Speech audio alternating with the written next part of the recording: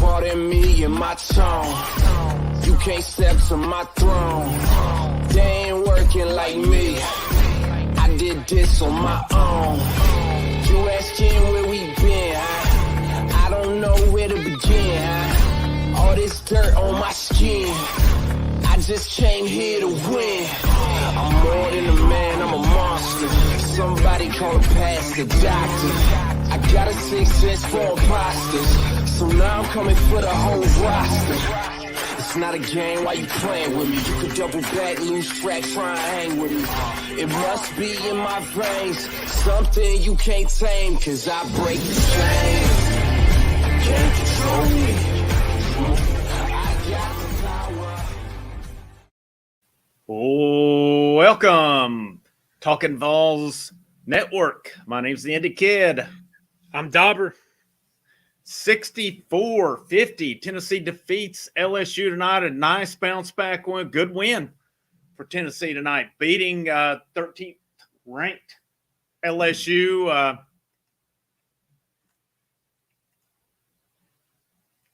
Had something come here. Okay. So, but nice win tonight. Yeah. Call the bullpen. Up and, yeah.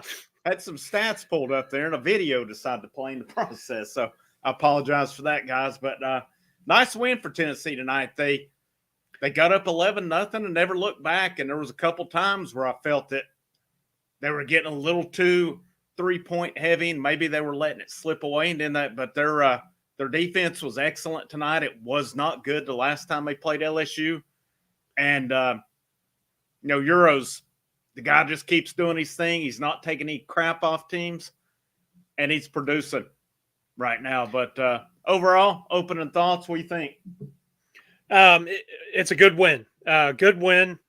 We were talking before we went live. I think this team is what this team is. They're going to come out and they're going to hound you and be pesky defensively, and you hope that shots fall. And even though they started the game off hot, that I think 11-0 run, there was a period there in the first half where they just went cold as ice, and that allowed LSU to kind of climb back in. And that's an issue with this team is those dry spells, those little spurts where they, can't find anything offensively, they can't create. But all in all, if your defense can be stout and you can, a W is a W. Yeah, it is, and it wasn't beautiful by any means. Like I said, there were some droughts throughout the way, but still, I was kind of worried coming out of halftime.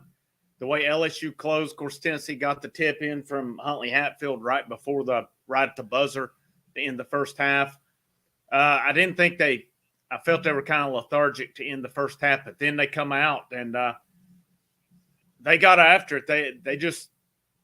It was never, I don't know, LSU made a little bit of a run late, cut it to 5, and then Tennessee got a transition basket and really put the game away at that point. But, let's see who's in the chat tonight.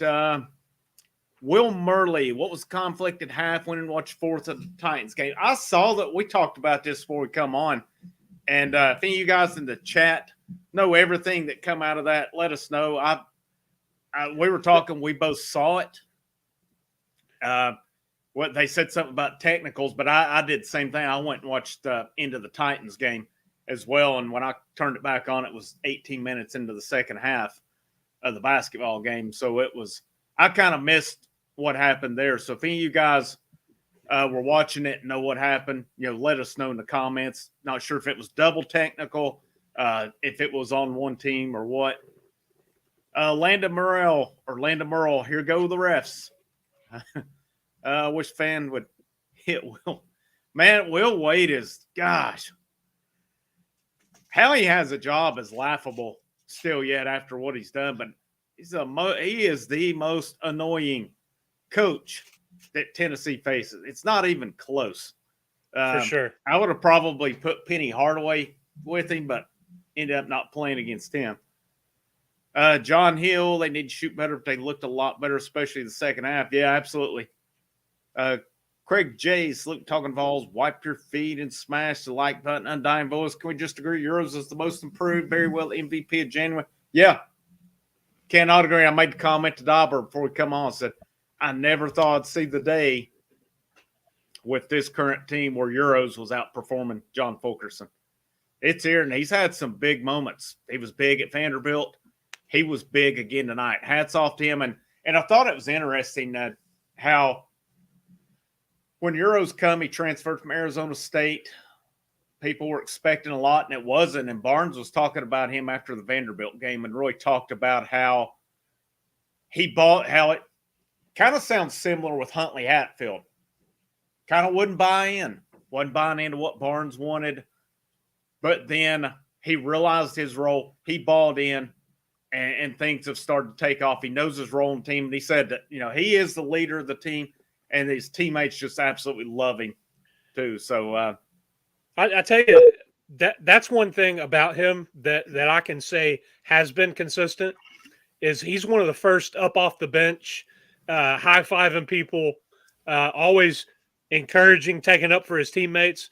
And his play, the last 3-4 games since Fulke went out with COVID again, and Uros has earned a couple starts.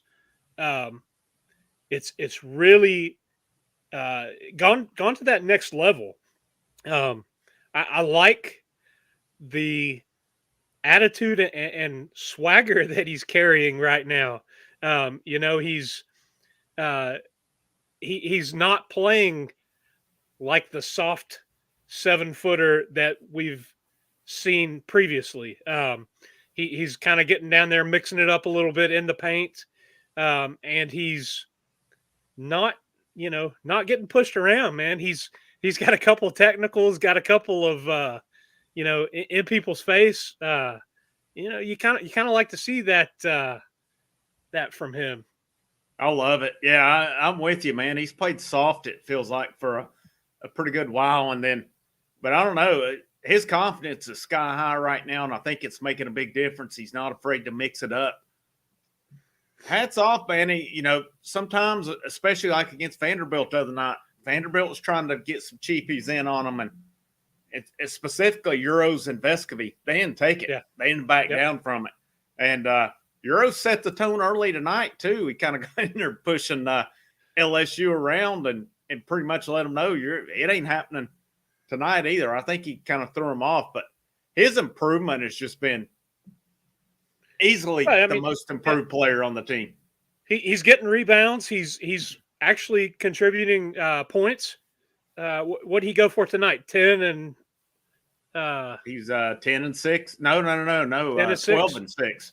12 and 6, okay. Efficiency rate of 14. He was only second behind Vescovy, whose efficiency was 17. So those two guys were, that was your two guys not 71% from the field, 5 out of 7.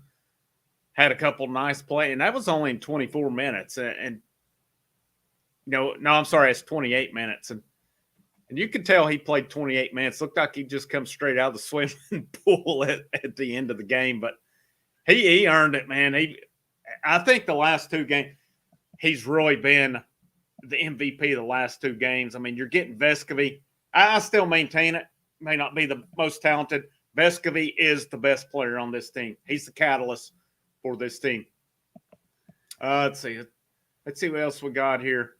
James Bradford, just point how the season's gone so far. This game was pretty refreshing. It was. It wasn't North Carolina beautiful, but 14-point win over the number 13 team in the nation. Good win tonight.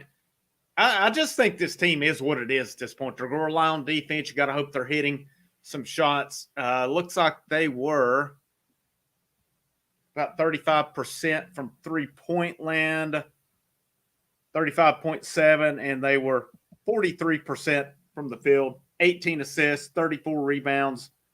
They out-rebounded LSU 34-29, so they won that battle on the boards. Turnovers, let's see, they had 14 turnovers. LSU has 14-14, so that one was a wash. But at least they didn't win that battle, and I felt that was a battle they lost when they went down to LSU the last time. But yeah, and that was that was one of the things that allowed LSU to kind of scrape back into the game was they got on one of those runs and they had some poor shot selection and some bad turnovers. I want to say in the second half there, Ziegler had a pretty bad turnover to cap off 3 or 4 trips down the court, and Barnes finally called a timeout, which is something that we've kind of criticized him for is just sitting over there and letting the team figure it out. So, Barnes kind of stepped up and saw, hey, it's slipping here. Let's regroup. Let's reset, call a timeout, and, stop the bleeding. And, all in all, I think it was a good game. Yes, this team still lacks, on the offensive end. But,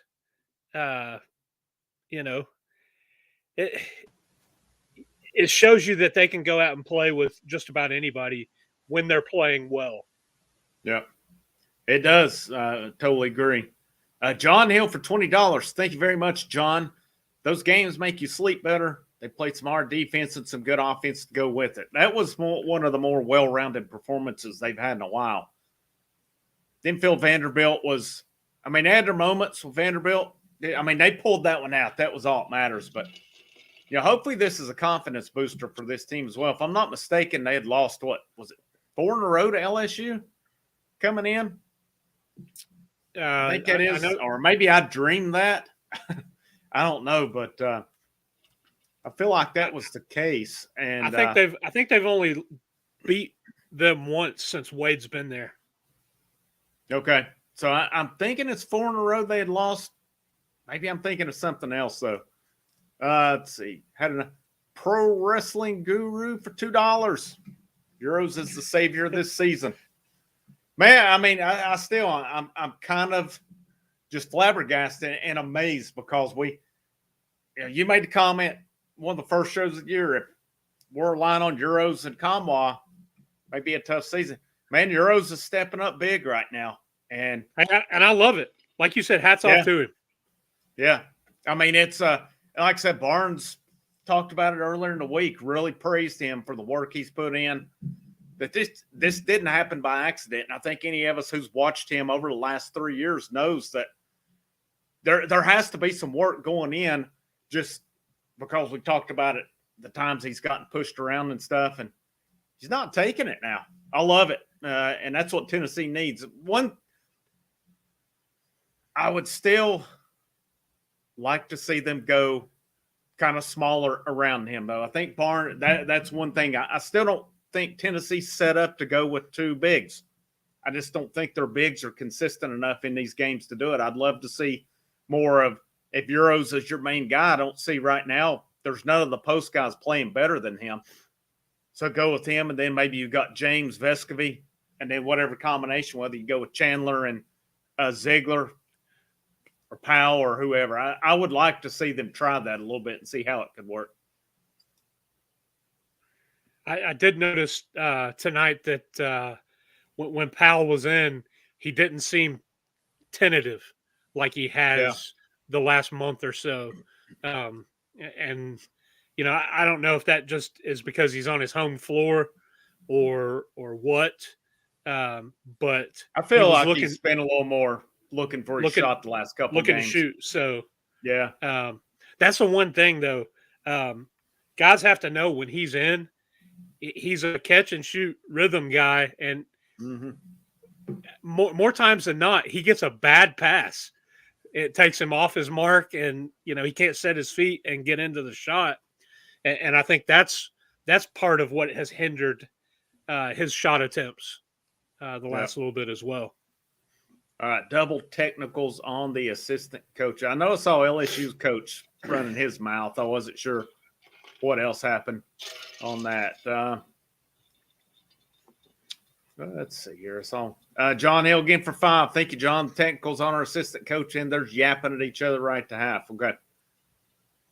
Wonder which one of the UT assistant coaches was it? I didn't catch that. I did see the one LSU guy with it. Let's see what else we got here. I think Euro's attitude and confidence. What difference in this team from this year to last? I think it's making a difference right now. They need that positive guy, and I think we've kind of questioned who is the leader of this team. I think the leader has emerged for sure at this point. I think it's him vocally. He's not afraid to do the dirty work with it, and then. As far as that guy who's not afraid to put him on his shoulder, it's Vescovy easily on that. Yeah. Vescovy, player of the year contender. I think so. I mean, it's going to be hard to beat some of these guys like Jabari Smith or, one of the, there's some others escaping my mind right now. But, I mean, when you think of Tennessee and where they're at, they're not there without Vescovy. No doubt about it. Let's see. Rank win's going to make the tournament. Yeah, I feel pretty good on that. Barnes ain't going anywhere. I mean, we can question. I know people haven't been happy with him. Can't sit here and say I've been happy with him either, but he's got a few years. He's going to go out on his own, and I hope he does because that means that I hope it doesn't come to that point where Barnes does have to get replaced because that means things are going to go south. And if he's getting to the tournament, who knows what can happen. I don't think this team's built for a long run in the tournament, but also I would be happy to eat a good old plate of crow with that as well. Let's see. Next and that's like go ahead. Tonight, at the Arizona game, it shows kind of the ceiling for this team, where they can be. Playing against good competition, but then also you flip back and look at the Kentucky game, and look how bad it can be when this team isn't on their game. It's night and day. The difference that the Jekyll and Hyde. It's are we going to get the good Tennessee basketball team? That can hit some shots and play sound defense, or are we going to get the team that can't find water falling out of a boat? So yeah, and we're going to see that team again at some point. I hope it's more in the regular season opposed to a tournament game, and that's because it kind of seems like when they've gone neutral court is when those games have happened. So hopefully that if they're going to have any more of those games. Preferably, they'll get it out of the way in the SEC tournament opposed to the NCAA tournament. But let's see. Pro Wrestling, good comment here. Next to 8 games are winnable. I was pulling that up. Florida, A&M, at South Carolina, at Mississippi State, Vanderbilt, Kentucky, at Arkansas, at Missouri. Yeah, I think so. I mean, I think Tennessee can beat Kentucky. I really do. Kentucky played out of their minds. Kentucky gave Auburn a tough game today as well, but I still think Tennessee can hang. At Mississippi State will be a tough game, a winnable game, but still that's a tough game as well. And besides that, I think worst case 6-2 out of this stretch. Listen, Kentucky would have beat anybody in the country the night we played them. Shooting over 70% the first half, and then what was it, 60-something, 67, 68 the second half. I mean, that's just ridiculous. They probably would beat a couple of NBA teams shooting that well. It just – and I know you can say, well, Tennessee just didn't play defense. Well, yeah, but they were hitting everything. Open shots, contested shots. Well, one of the things Yeah, and one of the things that hurt them in that one was they were careless with the ball, which Kentucky wore them out 29-0 in transition points. I mean, that's right. That's a big part of it there. Michael Palmer, not sure if I'm happy about the offense, but LSU number one defensive efficiency in the nation.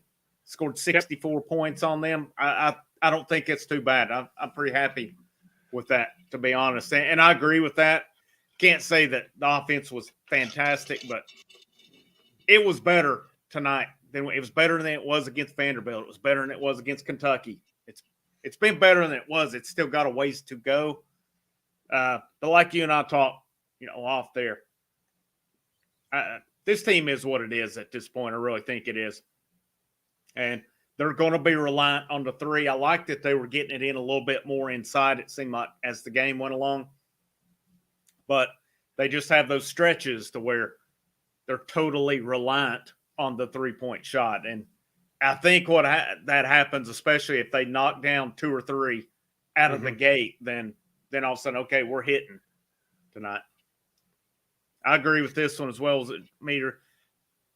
That was the most laid back and relaxed I've seen them in a long time. Didn't look like they were pressing.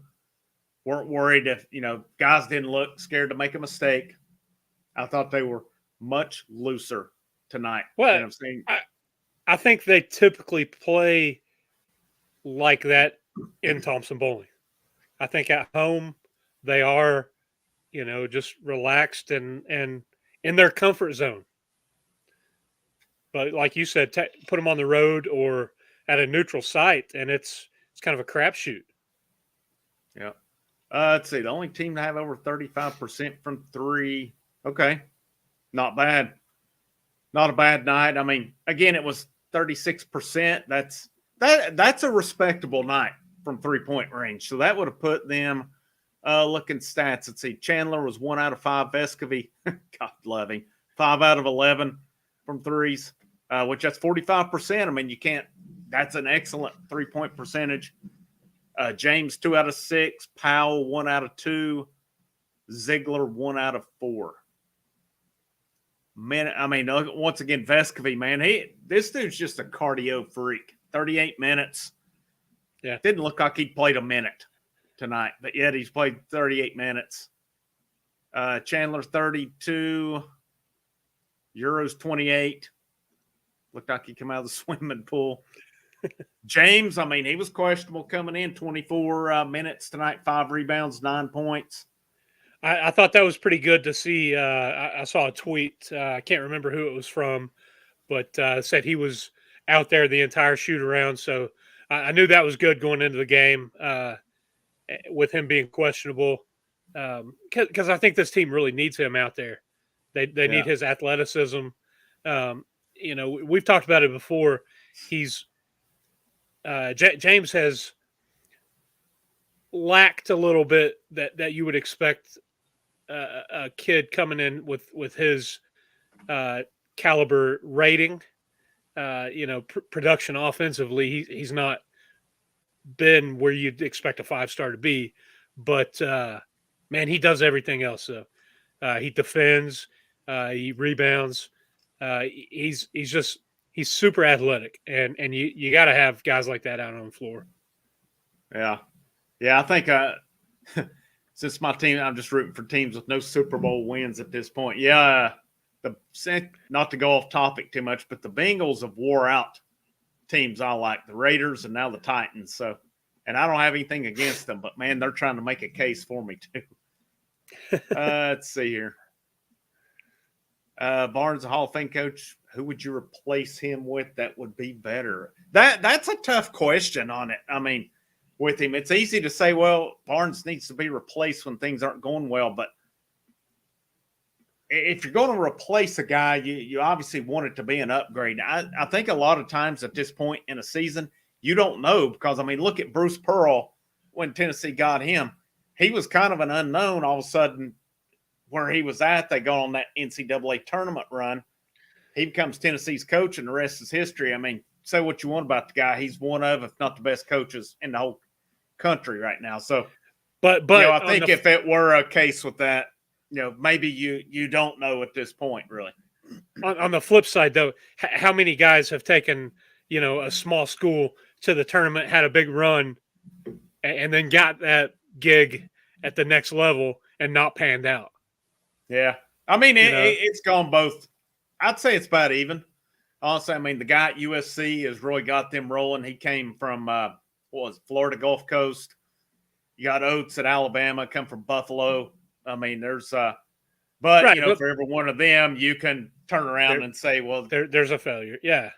So, yeah. and that's what I don't think you get locked in on finding the next young up and comer based off of, their run at, College of Central Northwest Community Tech,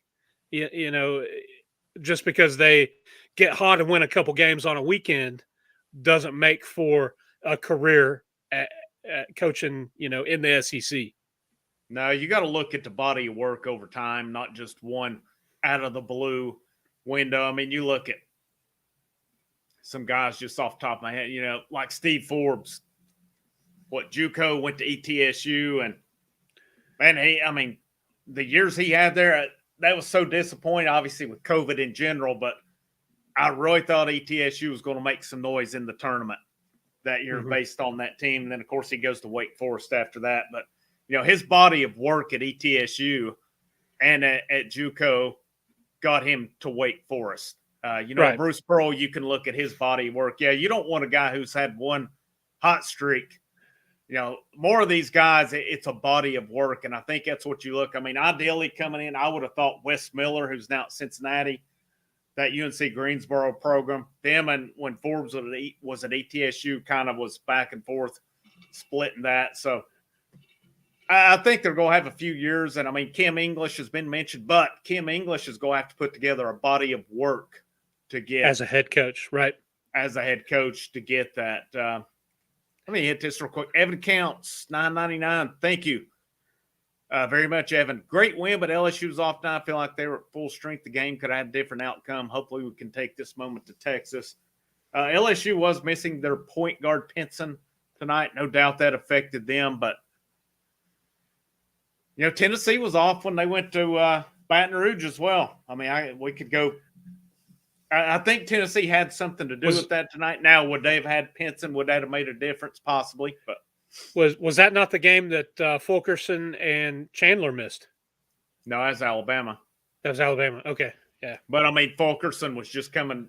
I think they were just coming back off of that, so they weren't at full strength. Right. And that's beside the point. We talked about it right before we went live. It wasn't a fun game to watch offensively. It wasn't, spectacular.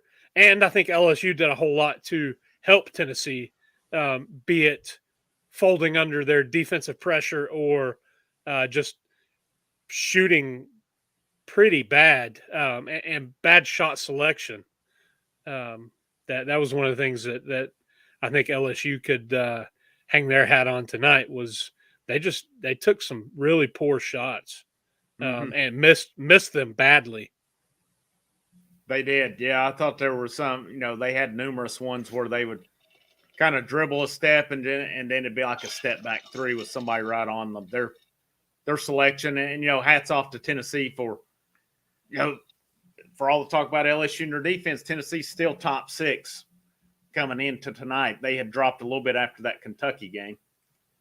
Let's see, with Chandler staying out of the season, Beanie's been solid, but somewhat inconsistent.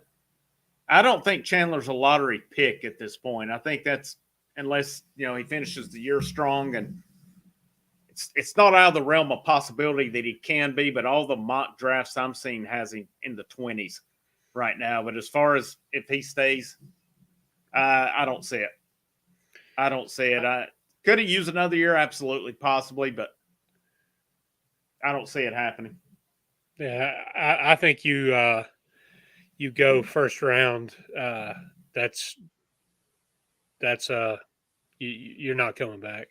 No, and you can't blame a guy because it's sometimes the longer you stick around, the more your draft stock actually Falls. If you get past that, I don't know. Sometimes I feel like the newer guys are the sexier guys, so to speak, coming out. Right. But I don't. I mean, yeah, we can Yeah. say that he needs more time, and we said it about Springer and Keon last year. But first round pick, it's guaranteed money and guaranteed contract. Right. And Pro Wrestling Guru brings up a good point. He'll probably get drafted basically on his potential and his ceiling. Being a young guy, the talent that he has, that's something that these teams are going to buy in and gamble on. Yeah, and if he falls to that 20s range, you're looking at, for the most part, unless the teams trade their picks, you're looking at him going to a playoff team. So he may not be needed to come in and contribute immediately. It may be somewhere he can go. He can build, through a strength and conditioning program in the NBA. He can learn under, possibly a point guard mentor and be ready a couple years down the line. I think one of the mocks I saw had him going to Memphis. So, he's not going to play over Ja out at Memphis, right. But, he could have a nice role on that team as well while he kind of develops.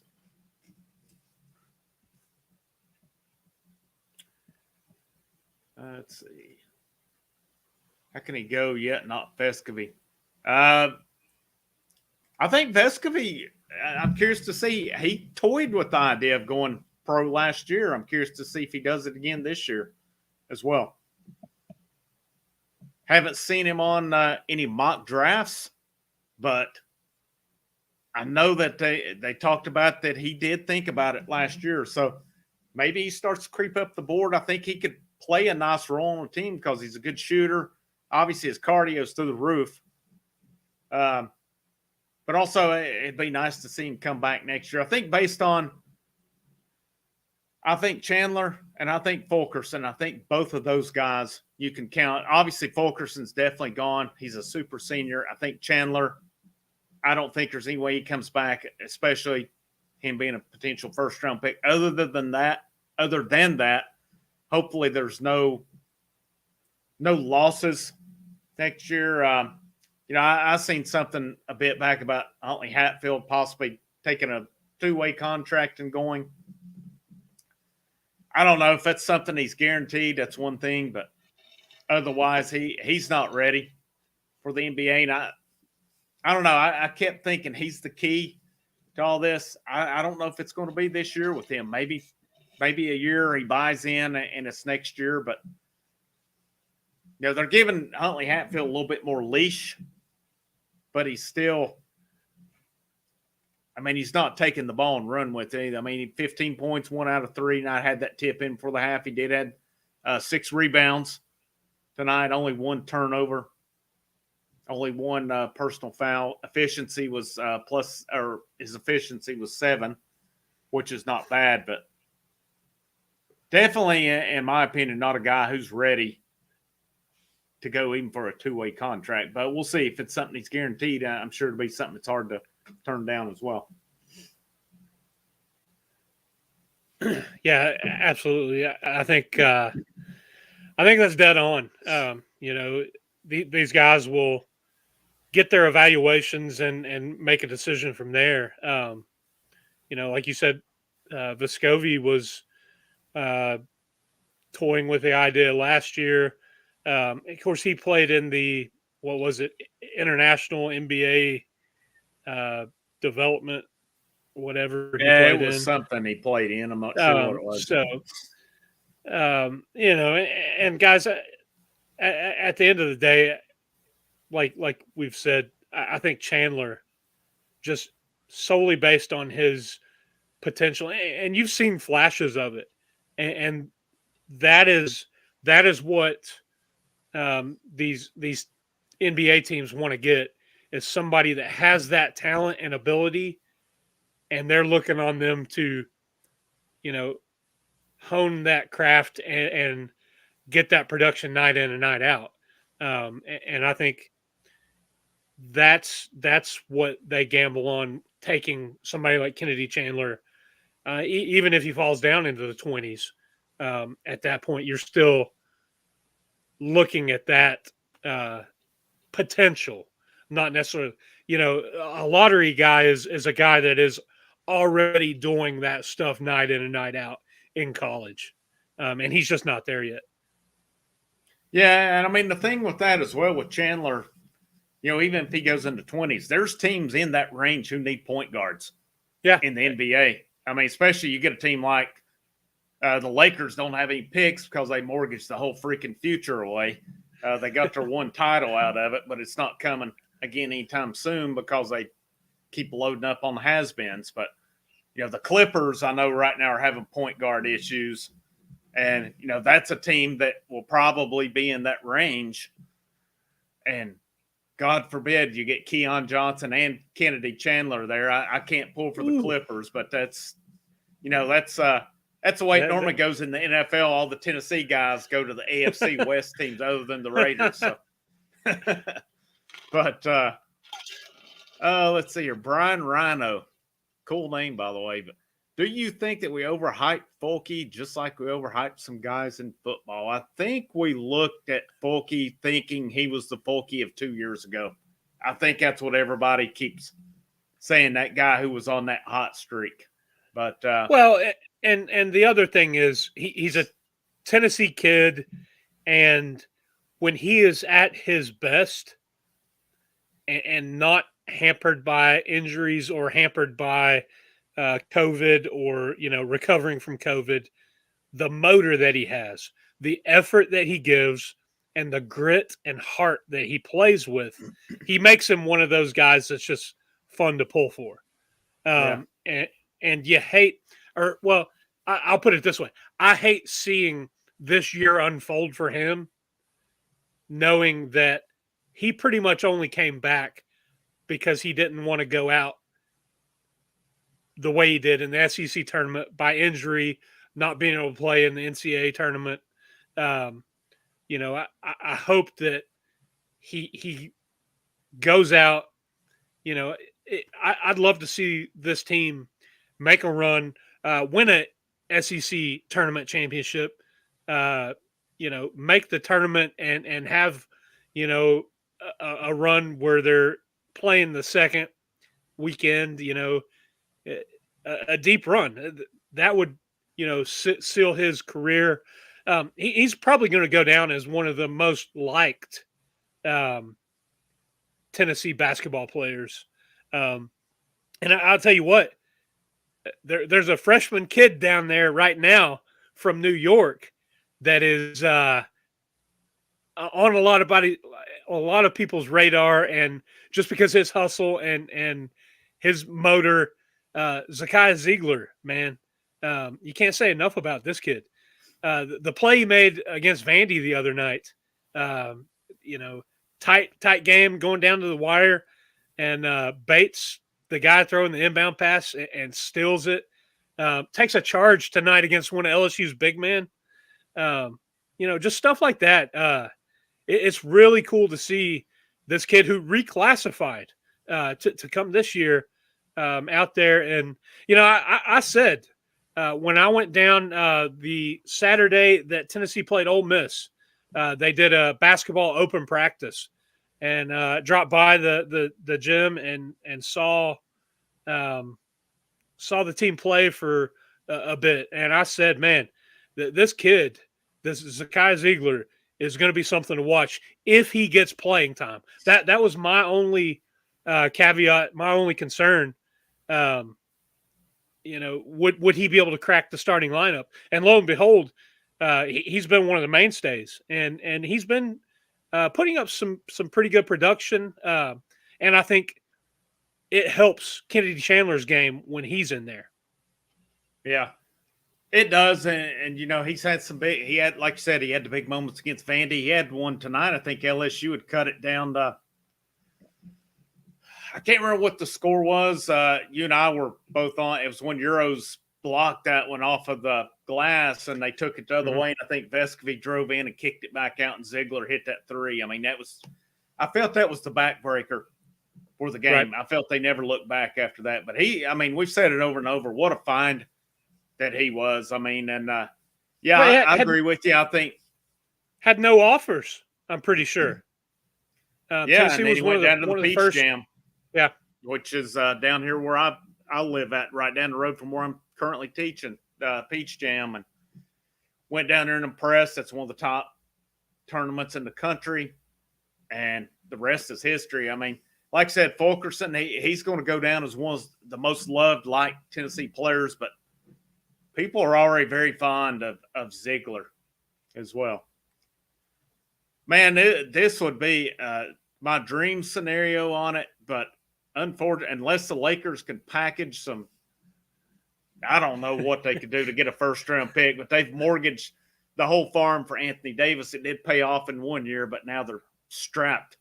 So I don't think their next first-round pick I saw is to like 2027. But, man, that would be awesome if they could get Chandler. He'd be a great fit on that team. One can dream. Unfortunately, it'd be luck that he goes to the other LA instead.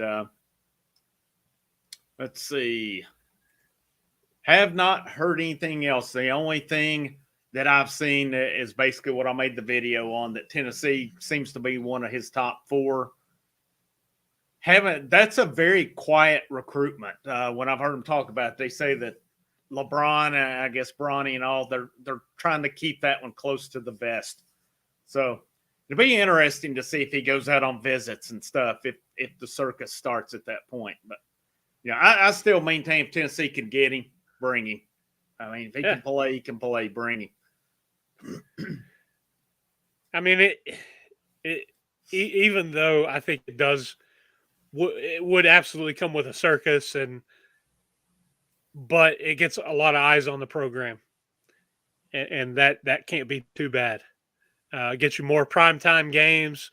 ESPN will cover them like crazy with Bronny. So, that's where you want to be. You want to be in the spotlight, and not for bad reasons. Yeah. Yeah, and I mean, it's going to be what it is.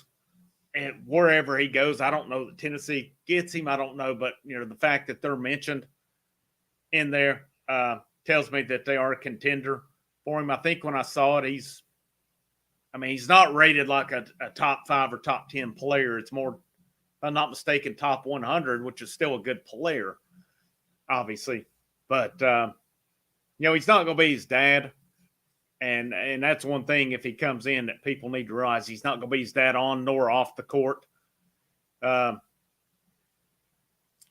we've been quiet on b-ball recruiting. There's not a lot out there right now. There's some guys who did not sign in the early period.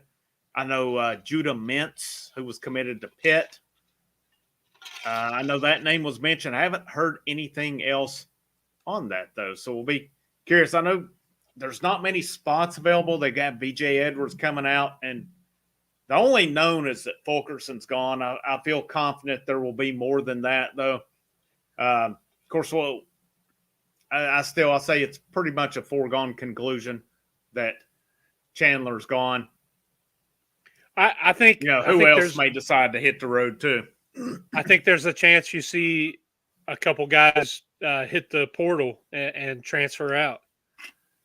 Yeah, I'm afraid of it as well, and don't really want to speculate. You guys can speculate all you want in the chat on it. That's fine.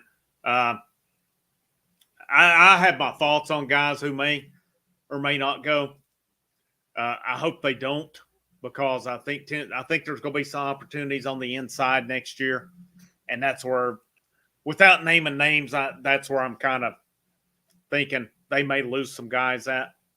Yeah. But in turn, if that is the case, hopefully they can find some guys in the portal. And there's going to be guys in the portal. I mean, just look at who was available. I mean, Auburn got Kessler, who's been a great pickup for them to go along with Jabari Smith. Well, go back to last Saturday and look at 4 of 5 Kentucky players that were on the floor.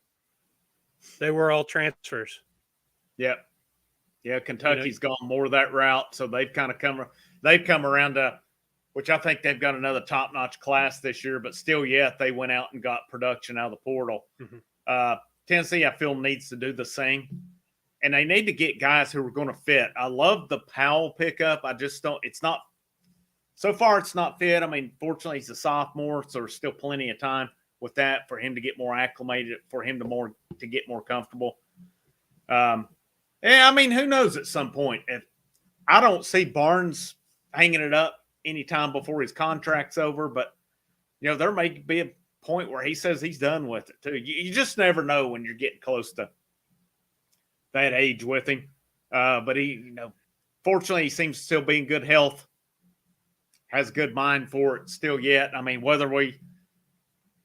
regardless of the offensive philosophies, I mean, I just don't see Barnes going anywhere for the time being. So, what's he going to try for as well? Hopefully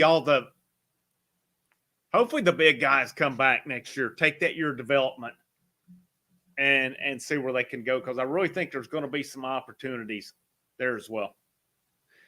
Here you go. Tweet from Wes Rucker after the game. He's got a quote from Uros on LSU. It says, "They wanted to win a fight. We wanted to win a basketball game, and we did that. We did both, honestly." I mean, Vanderbilt tried the same thing. Yeah. I think Vanderbilt may have woken this team up a little bit the other night with their antics, trying to do what they did, because this team really hadn't shown much. Some guys talked about in the chat, this team looked looser than they have been. But like you said, they are looser at home. But I felt they were looser once once the antics started against Vanderbilt. I felt like this team, I felt like they responded. And, Vanderbilt's a little better than people give them credit for. That was a tough game. I thought that was a decent win based on how Tennessee had played. But since that, I'm hoping they're not going to wake up a team that's all of a sudden going to go out and average 90 points a game moving forward. But a team who plays loose and has fun like they did tonight. With a strong defense, if your offense can do just enough, that you change the way somebody plays, you make them grind out every possession. Unless they're just having a night like Kentucky did and shoot 70%, that a defense and an offense that's going to score just enough, that's going to win you some ball games. Yeah, I mean, we've talked about defense, saying that. I think to probably clarify, I think we both felt the same on it, saying that, well, defense doesn't win you champion. It can. I guess my point, maybe I didn't clarify enough. You still got to have an offense to go with it. I mean, absolutely. I mean, if you can't score, if you can play defense, it's going to keep you in games. But if you can't score, go on top of it, it's going to hurt you in the end. And, kind of going to football, Georgia's defense was stellar, spectacular, but their offense was underrated. And their offense was underrated. And that, I think they didn't get enough credit for it. I don't know. You got to be able to score to win. Let's put it, you got to be able to play offense and defense in today's game. You can't do one and not the other. And I think that's anything. The thing is, the style of play has transitioned to a more offensive-minded game. And that can be said for both football and basketball, especially in the college level. Heck, the basketball professional in the NBA, they don't play a bit of defense. So everything is offense. I think if you're playing that philosophy where you're defense first and kind of you're creating your offense off that, you have got to be a physical, impose your will type team. And we've not seen that from this team. Long run. That's right. If you're if you're a Conzo Martin team, that guy's eats, breathes, sleeps defense. Normally his offenses are very stagnant. And I kind of felt that was a thing with Tennessee a couple years ago with Grant Schofield. They could score. They had good camaraderie. They had leadership. But if you're going to play that style where you're coming, you can't let a team. You've got to be kind of like the Wisconsin teams we've seen over the years, where they would score 50-some points a game. That was every game their team, but they were good with the ball. They took care of the ball. They were physical. They played good defense. If you're going to play that style, you've got to be able to take care of the ball. You've got to be good with that. But, you know, I still say hats off to this team again tonight. They went against the number one team with defensive efficiency, bless you. And they hit enough shots. And, you know, it was at times close, but fairly comfortable game at the same time. I just don't know I just don't see this being a team that makes a long run, though. And I hope I'm wrong. But, you know, we'll see in the grand scheme, but very happy with the win tonight. And I think this is something, again, somebody said it earlier, the next 8 games, there are some very winnable games coming up. Yeah. Finish that. You got Auburn at home, so that's a plus. Then at Georgia, and then Arkansas again. I mean, I think this team's going to they've had trouble a lot with Auburn. It's going to take an effort there. Honestly, there's not another game on the schedule that's not winnable. And, I mean, I'm not even going to say Auburn's not winnable. It's college basketball. Auburn is coming to Thompson-Boling. You got to think, especially if Tennessee is playing decent, winning some games, Thompson-Boling's going to be rocking that night. But it's going to be a tall task. I got a text earlier from a friend who was at the game, and she was saying the atmosphere in Thompson-Boling tonight was ridiculous. And I think it had to do with a little bit of the chippiness of the game. But you talk about a top 5 Auburn team coming in. You talk about the history of Bruce Pearl. It's going to be pretty electric there. And if the team can start off like they did against Arizona, like they did tonight against LSU, start off hot. You know, I think in both of those games, it was that big run to open the game that kind of put the other team on their heels, and they never really got into their game. You look at those 2 games you mentioned versus the Ole Miss game and the South Carolina game, and it felt like the crowd was flat for those games because, you know, they really weren't given much to cheer for to start the game versus the Arizona game, the LSU game. They come out the gate swinging, and, you know, the crowd's already amped up from pregame, and then when that happens, that sets the tone.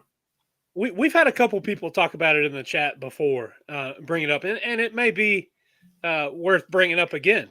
Does this team play to the level of their opponent? Is it easier for them to get up for a big game versus a game that they on paper they should walk and you know, dominate? I think that comes down to coaching if that's the case, because you should get up for every game. You should get up for every opponent that you face. But that's certainly worth thinking about because the way they've started some of these games. I mean, honestly, really, Villanova, Kentucky, the LSU game in Baton Rouge. I mean, they kind of made a run. It's kind of funny. There were similarities in both games, how Tennessee cut it to 5 late, and then LSU finished them off. LSU cut it to 5 later, a little later tonight. Tennessee finished them off. It was very similar, both games. Of course, LSU had probably, in that game in Baton Rouge, their best offensive game of the year. But those 3 games are really the only ones. And, you know, they made a run in Baton Rouge, but the Kentucky game and the Villanova game, they were really No, they were never in it. So I mean, the Texas Tech, the Alabama, somehow they got that Texas Tech game to overtime and had a shot to win it. Should have won it. Alabama game, I mean, they basically led that whole game until almost a minute and a half, 2 minutes to go. Yep. In it. So I mean, yeah, this is a good basketball team. They're a frustrating basketball team just based on their offense and how they get in those just droughts over time. But we'll see. I'm going to have to see more to have confidence on this team making a run.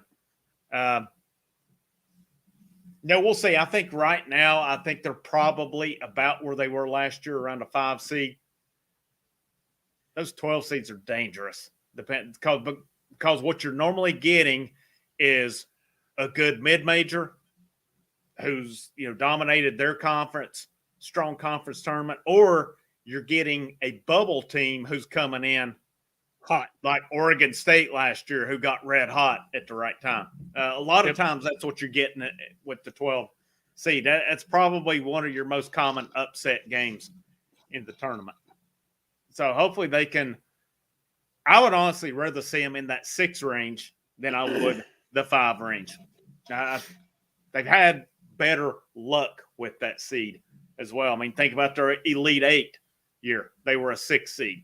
The Conzo Sweet 16, they were a 6 seed. So let me throw this out here. John Hill going to the Lady Vols game tomorrow.